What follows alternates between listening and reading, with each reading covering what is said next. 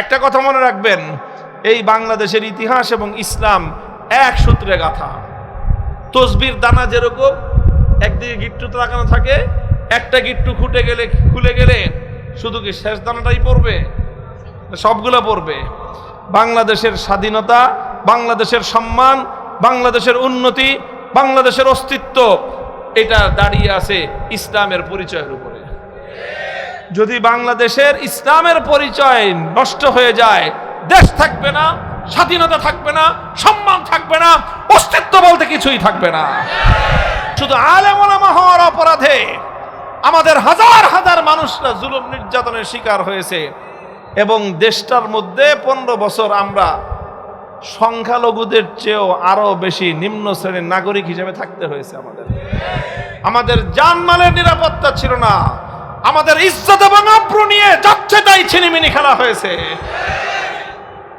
এই সব কিছু করেছি, আমাদের এর বিনিময়ে আমরা কিছুই চাই না, ক্ষমতার অংশীদারত্ব চাই না, কোনো কিছু চাই না। একটা জিনিস চাই, আমার আগামী প্রজন্ম আমার এই দেশে থাকবে, বড় হবে, ইসলাম এবং ঈমানের চেতনা শিক্ষা গ্রহণ করে এবং মুসলমানিত্বের মৌলিক পরিচয় নিয়ে তারা বড় হবে। বাস শুধু এই একটা জিনিস চাই।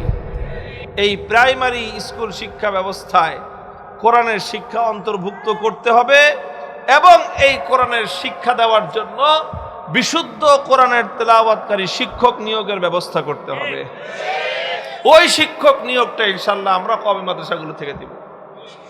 আমাদের কওমি মাদ্রাসার সনদের রাষ্ট্রীয় স্বীকৃতি আছে, স্বীকৃতি দিয়ে আমরা বড় কোনো চাকরি বাকরি অত খুব বেশি কিছু চাই না। আমাদের প্রথম ডিমান্ড হলো আমাদের আগামীর প্রজন্ম, আমাদের সোনামণি ছোট ছোট কচিকাচাদেরকে প্রাইমারি স্কুল থেকে যেন আমরা কওমি মাদ্রাসা থেকে শিক্ষক সরবরাহ করব, তাদের মাধ্যমে প্রত্যেকটা প্রাইমারি স্কুলে কোরআনে কারীমের বিশুদ্ধ তেলাওয়াতের ক্লাস হবে, আসর জমবে। আপনাদের এমপি সাহেব আলহামদুলিল্লাহ কোরআনের যেইভাবে আয়াত তেলাওয়াত করলেন, শুধু কোরআনের আয়াত না, রাসূল সাল্লাল্লাহু আলাইহি ওয়াসাল্লামের হাদিসও চমৎকার আরবি বিশুদ্ধ প্রোনাউন্সিয়েশনে তিনি উচ্চারণ করলেন। আল্লাহ আরো বরকত দান করেন। ওনার সাথে আমার ব্যক্তিগত দীর্ঘ সম্পর্ক, অত কাহিনী আপনাদেরকে শোনাবো না। আলহামদুলিল্লাহ। তো আমরা বিভিন্ন প্ল্যাটফর্মে থেকে কাজ করতেছি, উনি এক জায়গায় কাজ করতেছেন, আমি আরেক জায়গায় কাজ করতেছি, তবে আমাদের সকলেরই উদ্দেশ্য হলো দেশ, জাতি এবং মিল্লাতের খেদমত করা। আল্লাহ যেন ওনাকেও কবুল করেন, আমাদেরকে যেন আল্লাহ পাক কবুল করেন। তো মাদ্রাসায় যারা পড়েন না, যাদের সন্তানদেরকে মাদ্রাসায় পড়ান না, আমি এই কথা বলবো না যে আপনাদের সব সন্তান মাদ্রাসায় দেন, এটা বলি না। আপনার সন্তান স্কুলেই পড়ান, কিন্তু মুসলমানদের 90% মুসলমানের দেশের জাতীয় শিক্ষা ব্যবস্থা স্কুলে কেন আপনার সন্তানকে শুদ্ধ কোরআন শিক্ষা দিবে না? কেন তারা সেখান থেকে সূরা ফাতিহাটা শুদ্ধ করে শিখতে পারবে না? অন্তর্বর্তীকালীন সরকারের আমলে প্রাইমারি স্কুলের একজন ধর্ম শিক্ষক, কোরআনের শিক্ষক নিয়োগ দেওয়ার অব্যাহত আমরা দাবি জানাইছিলাম। ওনারা সেটা না শুনে নাচ আর গানের শিক্ষক নিয়োগ দেওয়ার সিদ্ধান্ত ফাইনাল করেছিলেন। পরে আমাদের প্রতিবাদের মুখে কোরআনের শিক্ষা দেয় নাই, শিক্ষকও দেয় নাই, নাচ গানের শিক্ষক দেওয়ার সেই সিদ্ধান্তটা বাতিল করেছে। এখানে মানুষ তাদের বাচ্চাদেরকে স্কুলে পাঠায় নাচ গান শেখানোর জন্য না। কারো যদি নাচ গান শিখতে মনে চায়, শিখাইতে মনে চায়, সারেগামা পাদানিসার শিক্ষক বাড়িতে রেখে তারপরে শিখায় নেবে। আমি জাতীয় দায়িত্বশীল হিসেবে সেটাকে আমি বন্ধ করতে বলি না। তোমার যার যার এই সমস্ত রুচি আছে, তুমি তোমার বাড়িতে করো, কিন্তু জাতীয় শিক্ষা ব্যবস্থায় তো সেটারই ঘটতে হবে যেটা সবার প্রয়োজন। বলেন, আপনারা কি কেউ চান? কয়জনে চায় বাংলাদেশের যে তাদের সন্তান, তাদের ছেলে আর মেয়ে নাচানাচি শিখুক? কয়জন লোক চায়? কয়জন লোক চায় যে তার সন্তান গান শিখুক? তো 1% তো পাওয়া যাবে না। তুমি তার জন্য তোমার গানের শিক্ষক নিয়োগ দেওয়ার জন্য তুমি পাগল হয়ে উঠছো, অথচ 100% মুসলমান চায় তার সন্তান স্কুলে গিয়ে কোরআন শিখুক। তো যদি নাগরিকদের, জনগণের ইচ্ছা পূরণ করাই যদি হয় শাসকের দায়িত্ব, ধর্মীয় দৃষ্টিকোণ বাদ দিলেও তো জনগণের চাহিদা পূরণ করার জন্য প্রত্যেকটা প্রাইমারি স্কুলে একজন কোরআনের শিক্ষক নিয়োগ দেওয়াটা এটা জরুরি হয়। শুধু তেলাওয়াত করে অর্থ বুঝে ওয়াজ করে ছেড়ে দিলাম, দায়িত্ব শেষ নয়, বরং এমন একটা সমাজ গঠন করতে হবে, এমন একটা সম্প্রদায় গঠন করতে হবে যারা যেই তেলাওয়াত করলো, যেই কোরআনের যা মর্ম বুঝলো, সেই মর্ম অক্ষরে অক্ষরে নিজের জীবনে বাস্তবায়ন করবে, যেটা নিজের জীবনের সাথে সংশ্লিষ্ট, যেটা পরিবারের সাথে সংশ্লিষ্ট সেটা পরিবারে বাস্তবায়ন করবে, যেটা সমাজের সাথে বাস্তবায়ন সম্পর্কিত সেটা সমাজে বাস্তবায়ন করবে, যেটা আদালতের সাথে সম্পর্কিত সেটা আদালতে বাস্তবায়িত করবে, যেটা রাষ্ট্রের সাথে আল্লাহর কোরআনের যে আয়াত সম্পর্কযুক্ত সেই আয়াতকে রাষ্ট্রের মধ্যে বাস্তবায়ন করতে হবে। আলহামদুলিল্লাহ, আপনারা সৌভাগ্যবান যে আপনারা এমন একজন সংসদ সদস্যকে নির্বাচিত করেছেন যিনি সহিশুদ্ধভাবে কোরআন তেলাওয়াত করতে পারেন। আমাদের দেশের যে অবস্থা, এটা কোনো ব্যক্তির দোষ না, যারা ভুল করেন তাদের দোষ কি দিব, এটা হলো আমাদের জাতীয় শিক্ষা ব্যবস্থার ত্রুটি, যা আমাদের এমপি মন্ত্রী অথবা গণ্যমান্য ব্যক্তিবর্গ যারাই আছেন তারা যে কোনো মঞ্চে দাঁড়িয়ে কোরআনে কারিমের এক দুইটা আয়াত তেলাওয়াত করলে আমাদের বাচ্চাদের মুখ চেপে ধরে রাখতে খুব কষ্ট হয় আমাদের, কারণ ওরা তো বুঝে না যে হাসাহাসি করা যাবে না। কিন্তু কোরআন শরীফের যে অবস্থা ওনারা করেন, এই বাচ্চাদেরকে তো এটা বোঝানো সম্ভব না যে এটা দোষটা ওনাদের না। দেখবেন, আপনারা লক্ষ্য করে দেখেন, কিন্তু ওনারা তো বুঝেও না জিনিসটা, যে পোলাপান্না হাসে কেন, মনে করে যে খুশি হয়ে হাসতেছে। আরে কোরআনের আয়াত তো দূরের কথা, বিসমিল্লাহির রহমানির রহিমটাও যখন পড়েন, সচরাচর যত রাষ্ট্রীয় দায়িত্বশীলরা আছেন 99.99% ওনাদের এই বিসমিল্লাহির রহমানির রহিম, আউযু বিল্লাহি মিনাশ শাইতানির রাজিম, এরপরে দুই একটা আয়াত যদি পড়েন, তাহলে যা অবস্থা করেন কোরআনের, তাতে আফসোসও হয়, দুঃখ হয়। আমরা বড়রা দুঃখে কান্দি আর আমাদের বাচ্চারা তারা হাসতে থাকে, যদি কি বলতেছে এই এত বড় মানুষটা বিসমিল্লাহ বলে এইভাবে পড়ে, এই অবস্থা হয় কিনা। তো আসলে মূলত এর ত্রুটিটা কোথায়? ত্রুটিটা হলো এই জায়গায় যে যখন আমাদের জাতীয় শিক্ষা ব্যবস্থায় এদেশের নাগরিকরা যেই সময়টায় মুসলমানের সন্তান হিসাবে তার কোরআন শুদ্ধ করে তেলাওয়াত শেখার কথা, ওই সময় আমার এই রাষ্ট্র, আমার এই দেশ, তারা আমাদের সন্তানদেরকে সঠিকভাবে কোরআন শিক্ষা দিতে ব্যর্থ হয়েছে। এটা হলো এই জাতির চরম কলঙ্কজনক একটা অধ্যায়। কাজেই আপনারা আগামী দিনে এই ব্যাপারে সোচ্চার হন। এটা শুধু হুজুরদের কাজ না, হুজুররা তো আলহামদুলিল্লাহ কোরআন শরীফ ভালোভাবে তেলাওয়াত করতে পারেন না? তো পারেন না কারা? যারা মাদ্রাসায় পড়েন নাই তারা পারেন না। তো মাদ্রাসায় যারা পড়েন না, যাদের সন্তানদেরকে মাদ্রাসায় পড়ান না, আমি এই কথা বলবো না যে আপনাদের সব সন্তান মাদ্রাসায় দেন, এটা বলি না। আপনার সন্তান স্কুলেই পড়ান, কিন্তু মুসলমানদের 90% মুসলমানের দেশের জাতীয় শিক্ষা ব্যবস্থা স্কুলে কেন আপনার সন্তানকে শুদ্ধ কোরআন শিক্ষা দিবে না? কেন তারা সেখান থেকে সূরা ফাতিহাটা শুদ্ধ করে শিখতে পারবে না?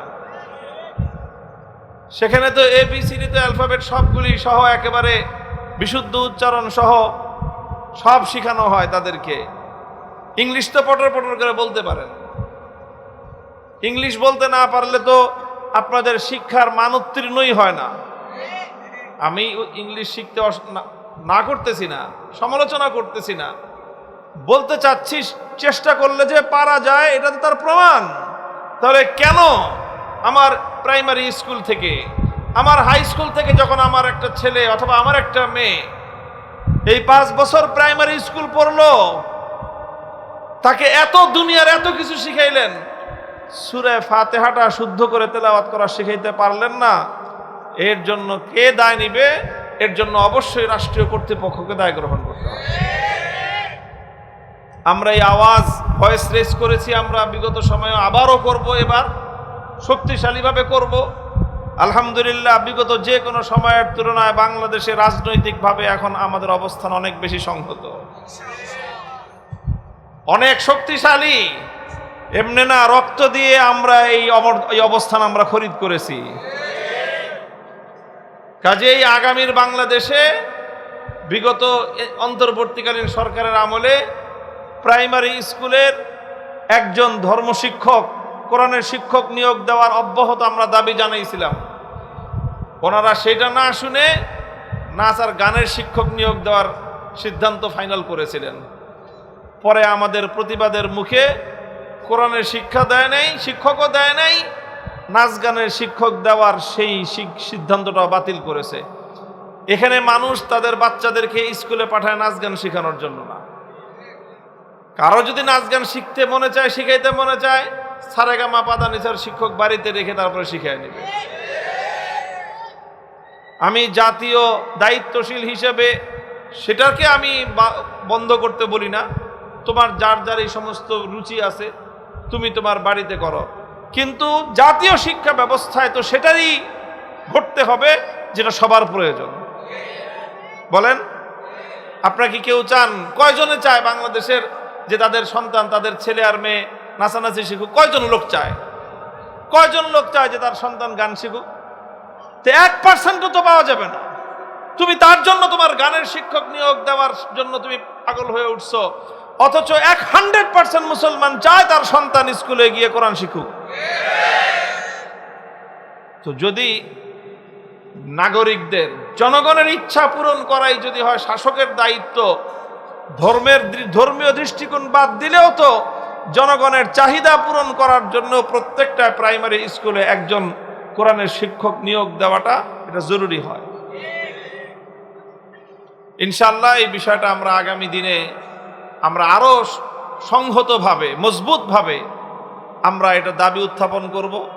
আলহামদুলিল্লাহ, আমাদের এই বর্তমান সরকারের বিএনপির মধ্যেও অনেক ভালো ভালো লোকজন আছেন। আমরা আশা করি যে যারা এই বিষয়গুলি সরকারের ভিতর থেকেও পজিটিভলি সরকারকে, দায়িত্বশীলদেরকে এই কথাগুলি বুঝিয়ে আমাদের দেশে সেটা বাস্তবায়ন করতে পারবেন ইনশাআল্লাহ। তো যেই কথা থেকে আসলাম, যে যখন এই হলো অবস্থা জাতীয় নেতৃত্বের, সেই যুগে আপনাদের এমপি সাহেব আলহামদুলিল্লাহ কোরআনের যেইভাবে আয়াত তেলাওয়াত করলেন, শুধু কোরআনের আয়াত না, রাসূল সাল্লাল্লাহু আলাইহি ওয়াসাল্লামের হাদিসও চমৎকার আরবি বিশুদ্ধ প্রোনাউন্সিয়েশনে তিনি উচ্চারণ করলেন। আল্লাহ আরো বরকত দান করেন। ওনার সাথে আমার ব্যক্তিগত দীর্ঘ সম্পর্ক, অত কাহিনী আপনাদেরকে শোনাবো না। আলহামদুলিল্লাহ। তো আমরা বিভিন্ন প্ল্যাটফর্মে থেকে কাজ করতেছি। উনি এক জায়গায় কাজ করতেছেন, আমি আরেক জায়গায় কাজ করতেছি। তবে আমাদের সকলেরই উদ্দেশ্য হলো দেশ, জাতি এবং মিল্লাতের খেদমত করা। আল্লাহ যেন ওনাকেও কবুল করেন, আমাদেরকে যেন আল্লাহ পাক কবুল করেন। মুহতারাম হাজিরিন, আমি আপনাদের সম্মুখে শুরুতেই বলেছি, লম্বা আলোচনা নয়, কোরআনে কারীমের সূরাতুল জুমার একটি আয়াত আমি আপনাদের সম্মুখে তেলাওয়াত করেছি। রাসূল আকরাম সাল্লাল্লাহু আলাইহি ওয়াসাল্লামের খতমে নবুয়তের ইজতেমা। তো খতমে নবুয়তের আলোচনা তো আমরা শুনছি, রাসূল সাল্লাল্লাহু আলাইহি ওয়াসাল্লামের জীবনের অনেক গুরুত্বপূর্ণ দিক নিয়ে আলোচনাও হয়েছে। আমি শুধু একটা কথা আপনাদেরকে বলি, রাসূল সাল্লাল্লাহু আলাইহি ওয়াসাল্লাম দুনিয়াতে যখন আগমন করেছিলেন, যেই পরিবেশে তিনি এসেছিলেন, সেই সময়টাকে পৃথিবীর ইতিহাস কি নামে স্মরণ করে আপনারা জানেন? আইয়ামে জাহেলিয়াত। কথা ঠিক কিনা? অন্ধকার যুগ, বর্বরতার যুগ বলা হয়। সেই যুগটায় আল্লাহর নবী আসলেন, নবুয়ত লাভ করলেন। 23 বছরের একটা মেহনত আল্লাহর নবী এই জাতির উপর, মানুষের উপর, জগৎবাসীর উপর তিনি করলেন। রাসূল সাল্লাল্লাহু আলাইহি ওয়াসাল্লামের এই মেহনতের মাধ্যমে যেই যুগটা সৃষ্টি হলো, সেই যুগটাকে কি বলে আপনারা জানেন? সেই যুগটাকে বলা হয় খায়রুল কুরুন, বিশ্ব ইতিহাসের শ্রেষ্ঠ যুগ। নবীজি আসার আগে ছিল এটা পৃথিবীর ইতিহাসের বর্বরতম যুগ। 23 বছরের মেহনতে সেই যুগটা পরিবর্তন হয়ে গেল বিশ্ব ইতিহাসের স্বর্ণালী যুগ, সোনালী যুগ। এর চেয়ে সুন্দর যুগ পৃথিবীতে আর আগেও আসে নাই, কিয়ামত পর্যন্ত আর আসা সম্ভব নয়। এইরকম এক স্বর্ণালী যুগ আল্লাহ রাসূল সাল্লাল্লাহু আলাইহি ওয়াসাল্লাম সৃষ্টি করেছিলেন, তৈরি করেছিলেন। কিভাবে করেছিলেন এটা তো আমরা সবাই জানি। খায়রুল কুরুনি কারনি সুম্মাল্লাযীনা ইয়ালুনাহুম সুম্মাল্লাযীনা ইয়ালুনাহুম। আল্লাহর পয়গম্বর 3টি যুগের ব্যাপারে সাক্ষ্য দিয়েছেন যে সর্বশ্রেষ্ঠ যুগ হলো আমার যুগ, তারপরে হলো আমার পরের যুগ, তারপরে হলো তার পরের যুগ। এই 3টা যুগ, যেটাকে ইসলামের পরিভাষায় বলা হয় নবীজির যুগ, সাহাবীদের যুগ, এটা হলো প্রথম যুগ। তাবেঈনদের যুগ, এরপর হলো তাবেঈনদের যুগ। একটা হলো ওই সকল লোকদের যুগ যারা আল্লাহর নবীকে দেখেছেন, তারপর হলো ওই সকল লোকদের যুগ যারা নবীকে যারা দেখেছে তাদেরকে যারা দেখেছেন, তাবেঈদের যুগ। তৃতীয় যুগ হলো ওই সকল লোকদের যুগ যারা নবীকেও দেখে নাই, নবীর সাহাবীকেও দেখে নাই, তবে এমন কাউকে দেখেছে যারা নবীর সাহাবীকে দেখেছে, যাদেরকে বলা হয় তাবেঈর যুগ। এই 3টা যুগ হলো পর্যায়ক্রমে বিশ্ব ইতিহাসের শ্রেষ্ঠ যুগ। এটা আমাদের কথা নয়, এটা স্বয়ং আল্লাহ রাসূল সাল্লাল্লাহু আলাইহি ওয়াসাল্লামের নিজের ভাষ্য। এই যে একটা পরিবর্তন আনলেন তিনি, ঐতিহাসিক এক পরিবর্তন, কিসের মাধ্যমে করলেন তিনি? কোরআনে পাকের মধ্যে বিভিন্ন ভাবে তার বর্ণনা আছে। আমি যে আয়াতটুকু আপনাদের সম্মুখে তেলাওয়াত করেছি, এটার মধ্যে আল্লাহ রাসূল সাল্লাল্লাহু আলাইহি ওয়াসাল্লামের জীবনের বৈপ্লবিক সেই কর্মসূচির সবচেয়ে মৌলিক বর্ণনাটা এই আয়াতের মধ্যে এসেছে। হুয়াল্লাযী বাআসা ফিল উম্মিয়্যিনা রাসূলাম মিনহুম ইয়াতলু আলাইহিম আয়াতিহি ওয়া ইউযাক্কিহিম ওয়া ইউআল্লিমুহুমুল কিতাবা ওয়াল হিকমাহ ওয়া ইন কানু মিন ক্বাবলু লাফি দালালিম মুবিন। আল্লাহ বলেছেন তিনি নিরক্ষর এই আরব জাতির কাছে এমন একজন মানুষ প্রেরণ করলেন, যিনি এসে তাদের মধ্যে পর্যায়ক্রমে ধারাবাহিকভাবে 4টা কাজ করেছেন। কয়টা কাজ? এই 4 কাজ, এই 4 দফা কর্মসূচি, এটাই হলো আল্লাহ রাসূল সাল্লাল্লাহু আলাইহি ওয়াসাল্লামের বৈপ্লবিক সেই কর্মসূচি, যার মাধ্যমে বর্বরতার যুগ সোনালী যুগে রূপান্তরিত হয়েছিল। 1 নম্বর কাজ, ইয়াতলু আলাইহিম আয়াতিহি, তিনি মানুষের সামনে আল্লাহর কোরআনের তেলাওয়াত করে শোনাতেন, কোরআনে কারীমের তেলাওয়াত করে শোনাতেন। কোরআনে কারীমের বিশুদ্ধ তেলাওয়াত এটা কোনো মামুলি জিনিস নয়, এটা কোনো সাধারণ জিনিস নয়। আমি আল্লাহর নামের 1000 বার কসম করে বলতে পারি, পৃথিবীর শুরু লগ্ন থেকে আজ পর্যন্ত মানব সভ্যতায় যত বৈপ্লবিক কর্মসূচি আগমন করেছে, আল্লাহর কোরআনের তেলাওয়াতের চেয়ে বড় কোনো বৈপ্লবিক কর্মসূচি নাই। এর চেয়ে বেশি মানুষের জীবনে আন্দোলন সৃষ্টি করতে পারে, মানুষের হৃদয়কে আন্দোলিত করতে পারে, মানুষের পাথরের মতো পাষাণের চেয়ে শক্ত হৃদয়কে মোমের চেয়ে বেশি বিগলিত করতে পারে, আল্লাহর কোরআনের চেয়ে ইফেক্টিভ জিনিস পৃথিবীতে আর দ্বিতীয়টি নেই। মুহতারাম হাজিরিন, এই জন্য রাসূল আকরাম সাল্লাল্লাহু আলাইহি ওয়াসাল্লামের সর্বপ্রথম কর্মসূচির কথা আল্লাহ নিজে বলেছেন, ইয়াতলু আলাইহিম আয়াতিহি। তিনি কি করতেন? তার কাজটা কি ছিল? তার সর্বপ্রথম বুনিয়াদি কাজ, মৌলিক কাজ ছিল, তিনি উম্মতের ঘরে ঘরে, উম্মতের কানে কানে, উম্মতের পথে পথে, উম্মতের বাজারে ঘাটে, সব জায়গায় গিয়ে গিয়ে মানুষকে কোরআনের তেলাওয়াত শোনাইতেন। কোরআনের তেলাওয়াত শোনানো এটা রাসূল সাল্লাল্লাহু আলাইহি ওয়াসাল্লামের প্রথম দায়িত্ব, সবচেয়ে বুনিয়াদি দায়িত্ব। এটা হলো 1 নম্বর কাজ। 2 নম্বর কাজ হলো ওয়া ইউআল্লিমুহুমুল কিতাব। কোরআনের তেলাওয়াত শোনাই দায়িত্ব শেষ করেন নাই, এটা প্রথম কাজ, বুনিয়াদি কাজ। 2 নম্বর কাজটা কি করেছেন আল্লাহর নবী? যেই তেলাওয়াত শুনাইলাম কোরআনের যেই আয়াতগুলো তুমি তেলাওয়াত শুনলা, শিখলা, এবার সেই কোরআনের মর্ম বুঝো। কি বলছেন আল্লাহ তোমাকে লক্ষ্য করে? আল্লাহর কোরআন এটা তো আল্লাহর পক্ষ থেকে দুনিয়ার মানব জাতির জন্য প্রেরিত একটা বার্তা। The message to you from your creator. তোমার সৃষ্টিকর্তার পক্ষ থেকে তোমার কাছে প্রেরিত বার্তা, চিঠি। তোমার কাছে চিঠি, তোমার কাছে চিঠি, তোমার কাছে চিঠি। এই চিঠি দুনিয়ার কেউ পাঠান নাই। হ্যাঁ ভাই, আপনি একটু চিন্তা করেন, আপনাদের দেশের মানুষ তো প্রবাসে থাকে অনেক, না? অনেক মানুষ প্রবাসে থাকে। এখন তো ডিজিটাল যুগ চলে আসছে। ডিজিটাল যুগ আসছে কত বছর হয়েছে? 30 বছর। 30 বছরও পুরো হয় নাই। এর আগে যখন মানুষ বিদেশে থাকতো, প্রবাসের সাথে মানুষের সাথে যোগাযোগের উপায় ছিল একটা হলো টেলিফোন। টেলিফোন করলে একবারে বিল আসতো 3000 টাকা, একবারের ফোনে কথা বলতে। বিদেশ থেকে কথা বলাটা সহজ বিষয় ছিল না। যোগাযোগের মাধ্যম একটাই ছিল, চিঠি লিখত মানুষ। সেই চিঠি 15 দিন, 20 দিন, 25 দিন, 1 মাসে গিয়ে পৌঁছতো। আবার ওখান থেকে চিঠি লিখতো, সেই চিঠি 20 দিনে 1 মাসে লাগতো বাসায়, ঢাকায় আসতে, দেশে আসতে। সেটাই ছিল একমাত্র মাধ্যম। আমরাও সেই যুগ দেখেছি।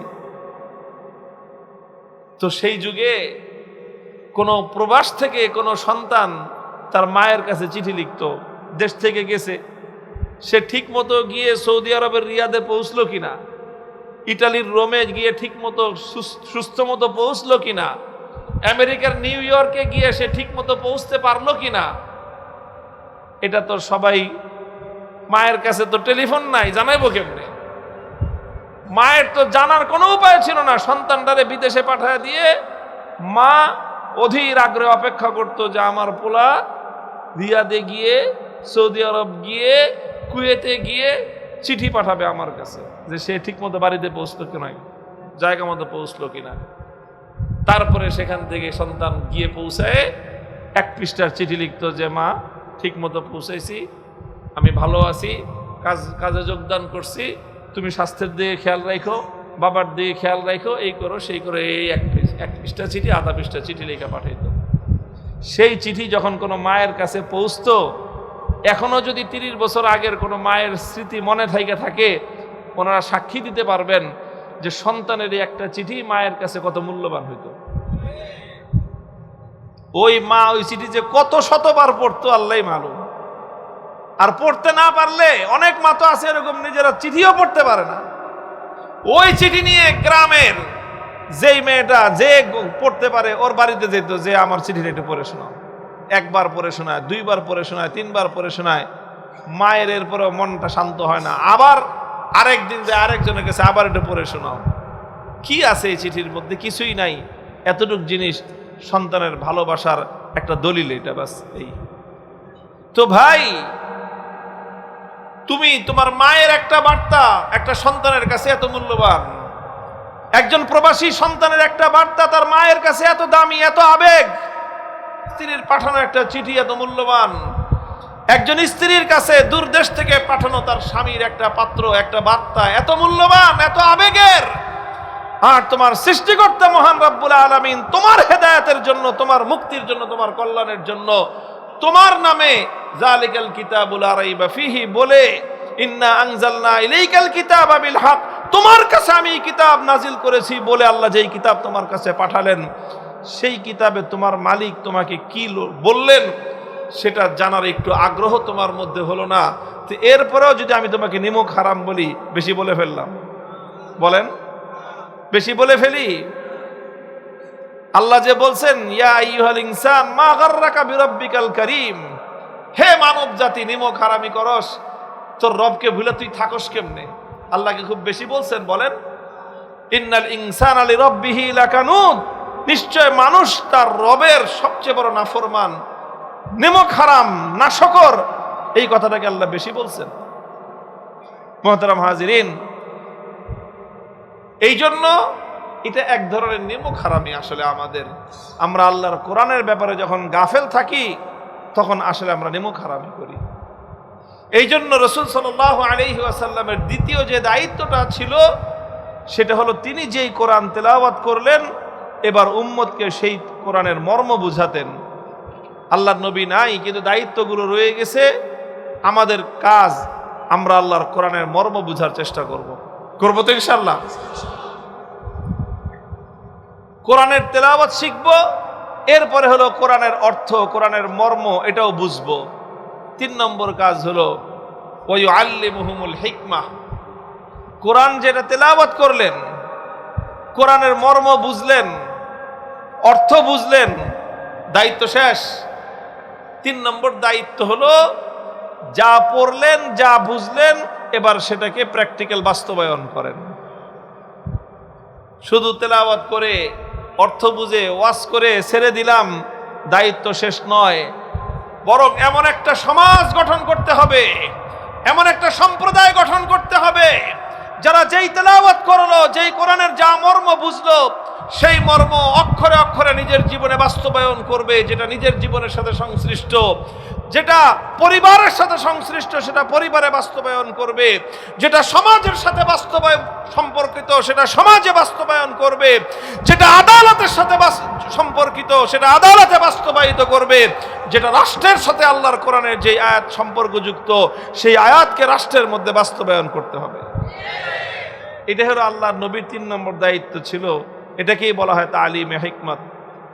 4 নম্বর দায়িত্ব ছিল ওয়ায়ুযাক্কিহিম, তাজকিয়া। অর্থ যেই কোরআনের আয়াত তেলাওয়াত করা হলো, তারপরে যেই আয়াতের মর্ম বোঝানো হলো, তারপরে যেই আয়াতের মর্ম প্র্যাকটিক্যাল বাস্তবায়ন করা হলো মানুষের জীবনে, 4 নম্বরে গিয়ে এটা শুধুমাত্র 1-2 বার আমল নয়, বরং পূর্ণ কোরআনকে মানুষের আখলাক এবং তার চরিত্রে পরিণত করা। কোরআনী আখলাক সৃষ্টির নাম হলো তাজকিয়া। আত্মশুদ্ধির নাম শুনছেন আপনারা? আলহামদুলিল্লাহ, আমরা তো ওলামায়ে কেরাম মেহনত করেন, তাজকিয়ার কথা বলেন, আত্মশুদ্ধির কথা বলেন। আত্মশুদ্ধি জিনিসটা কি আসলে? আত্মশুদ্ধি জিনিসটা হলো আমাদের আখলাক এবং আমাদের চরিত্রকে আল্লাহর কোরআন অনুযায়ী গঠন করা। এটার নামই হলো তাজকিয়াতুন নফস। তো 4টা কাজ আল্লাহর নবীর মৌলিক কাজ, যেই কাজের মাধ্যমে তিনি বিশ্ব ইতিহাসের এইরকম পরিবর্তন করেছিলেন। লক্ষ্য করে দেখেন, এই সবগুলি কাজ একটা মূল বিন্দুকে কেন্দ্র করে, সেই বিন্দুটার নাম হলো আল কোরআনুল কারীম। তেলাওয়াত হবে কোন কিতাবের? জোরে বলেন, তেলাওয়াত হবে কোন কিতাবের? তালিম চলবে কোন কিতাবের? প্র্যাকটিক্যাল বাস্তবায়ন করবেন কোন কিতাবের? মানুষের চরিত্র এবং আখলাক গঠন করবেন কোন কিতাব অনুযায়ী? হুয়াল্লাযী বা'আসা ফিল উম্মিয়্যিনা রাসূলাম মিনহুম ইয়াতলু আলাইহিম আয়াতিহি ওয়া ইউযাক্কিহিম ওয়া ইউআল্লিমুহুমুল কিতাবা ওয়াল হিকমাহ ওয়া ইন কানু মিন ক্বাবলু লাফি দালালিম মুবিন। এই কোরআনটাকে যদি আমরা, কোরআনের যে ফুল কোর্স, কোরআনের পূর্ণাঙ্গ কোর্স হলো এটা। কোরআনের পূর্ণাঙ্গ কোর্স যে কোরআন তেলাওয়াত করো শুদ্ধভাবে, কোরআনের মর্ম বুঝো ভালোভাবে, কোরআনকে বাস্তবে আমলে পরিণত করো সুন্দরভাবে, তারপরে কোরআনে আখলাক এবং চরিত্রে পরিণত করো তাজকিয়ার মাধ্যমে। তারপরে তোমার কোরআনের কোর্স কমপ্লিট, এরপরে তুমি কমপ্লিট ইমানদার, তারপরে তুমি আল্লাহর পছন্দনীয় মুমিন। আল্লাহ আমাদেরকে আমল করার তৌফিক দান করেন। আমি আপনাদের কাছে একটাই আহ্বান জানিয়ে আমার বক্তব্য শেষ করব। যেহেতু একটা বড় মজমা, আমরা আমাদের সামনের দিনগুলোতে আমরা এই কথাটাকে বাংলাদেশে খুব ভালোভাবে প্রতিষ্ঠিত করার চেষ্টা করব ইনশাআল্লাহ। 1 নম্বর হলো যে কোরআনের শিক্ষার, যেটা আমাদের শিক্ষা ব্যবস্থাকে অবশ্যই কোরআনের টাচে আনতে হবে। এটা মাদ্রাসা শিক্ষার ব্যবস্থার কথা বলতেছি না। মাদ্রাসা শিক্ষা ব্যবস্থায় অন্য কোনো কিছু দরকার নাই, ওটার জন্য আলেম ওলামারা যথেষ্ট ইনশাআল্লাহ। শুধু যেটার দরকার আমাদের জাতীয় শিক্ষা ব্যবস্থায়, বিশেষ করে প্রাইমারি স্কুল শিক্ষা ব্যবস্থায়, এই প্রাইমারি স্কুল শিক্ষা ব্যবস্থায় কোরআনের শিক্ষা অন্তর্ভুক্ত করতে হবে এবং এই কোরআনের শিক্ষা দেওয়ার জন্য বিশুদ্ধ কোরআনের তেলাওয়াতকারী শিক্ষক নিয়োগের ব্যবস্থা করতে হবে। ওই শিক্ষক নিয়োগটা ইনশাআল্লাহ আমরা কওমি মাদ্রাসাগুলো থেকে দিব। আমাদের কওমি মাদ্রাসার সনদের রাষ্ট্রীয় স্বীকৃতি আছে। স্বীকৃতি দিয়ে আমরা বড় কোনো চাকরি বাকরি অত খুব বেশি কিছু চাই না। আমাদের প্রথম ডিমান্ড হলো আমাদের আগামীর প্রজন্ম, আমাদের সোনামণি ছোট ছোট কচিকাচাদেরকে প্রাইমারি স্কুল থেকে যেন আমরা কওমি মাদ্রাসা থেকে শিক্ষক সরবরাহ করব, তাদের মাধ্যমে প্রত্যেকটা প্রাইমারি স্কুলে কোরআনে কারীমের বিশুদ্ধ তেলাওয়াতের ক্লাস হবে, আসর জমবে। এটা করব ইনশাআল্লাহ আমরা, এবং এই সরকারের আমলেই করব ইনশাআল্লাহ। এই সরকারের ক্ষমতায় আসার পিছনে আলেম ওলামাদের, ইসলামপন্থীদের অনেক রক্ত, ত্যাগ এবং কোরবানির নজরানা আছে। হুজুর কর্তৃক আছে, আপনারা তো সরকারের বিপক্ষে ইলেকশন করলেন। কারণ এই ইলেকশন তো আমরা বিপক্ষে করছি দেখেই তো সরকার বিরোধী দল হয়েছে। ওগুলি তো পরের কাহিনী।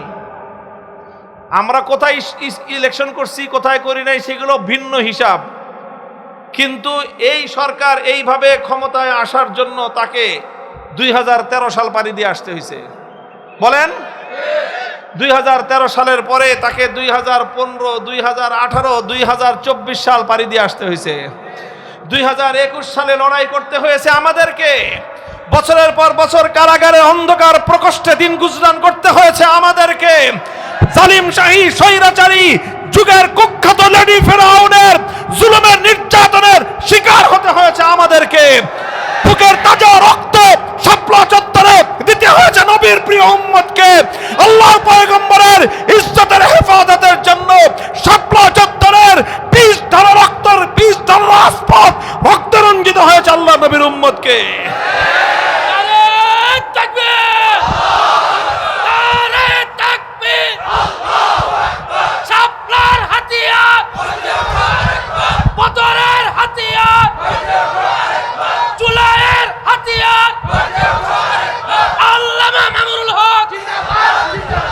এই অনেক সংগ্রাম, অনেক লড়াই সবাই করেছেন। আমি কারো ত্যাগকে, কারো কোরবানিকে, কারো এখানের অংশগ্রহণকে আমি ছোট করতে চাই না।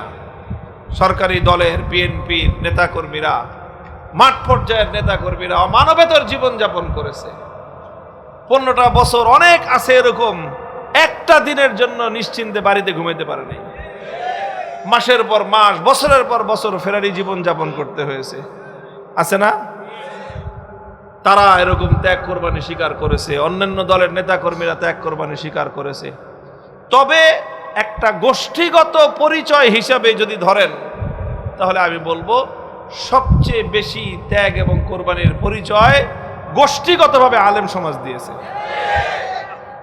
স্কুলের টিচাররা এই পরিচয়ে তারা সকলে নির্যাতনের শিকার হয়নি, হয়েছে। কলেজের টিচাররা এই পরিচয়ে সকলের নির্যাতনের শিকার হয় নাই। ইউনিভার্সিটির ছাত্ররা ইউনিভার্সিটির ছাত্র হিসেবে জুলুম নির্যাতনের শিকার হয় নাই। অন্য কোন গোষ্ঠী গোষ্ঠীগত পরিচয়ের কারণে বিগত সময়ে নিগৃহীত হয় নাই, নির্যাতন হয় নাই। কিন্তু আমরা টুপি পরার কারণে আমরা নির্যাতন এবং নিগ্রহণের শিকার হয়েছি।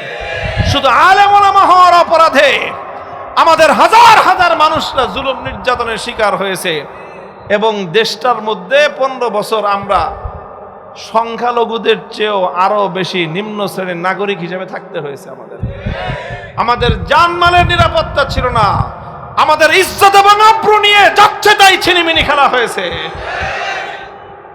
এই সব কিছু করেছি, আমাদের এর বিনিময়ে আমরা কিছুই চাই না। ক্ষমতার অংশীদারত্ব চাই না, কোনো কিছু চাই না। একটা জিনিস চাই, আমার আগামী প্রজন্ম আমার এই দেশে থাকবে, বড় হবে, ইসলাম এবং ঈমানের চেতনা শিক্ষা গ্রহণ করে এবং মুসলমানিত্বের মৌলিক পরিচয় নিয়ে তারা বড় হবে। বাস শুধু এই একটা জিনিস চাই। খুব বেশি কিছু চাইলাম বলেন? আমরা যেটা চাই সেটা শুধু আমাদের জন্য না, জাতির ভবিষ্যতের জন্য চাই। আমরা যেটা চেয়েছি আমাদের জন্য নয়, এই দেশের আগামী ভবিষ্যৎ নিরাপত্তার জন্য চেয়েছি। একটা কথা মনে রাখবেন, এই বাংলাদেশের ইতিহাস এবং ইসলাম এক সূত্রে গাঁথা।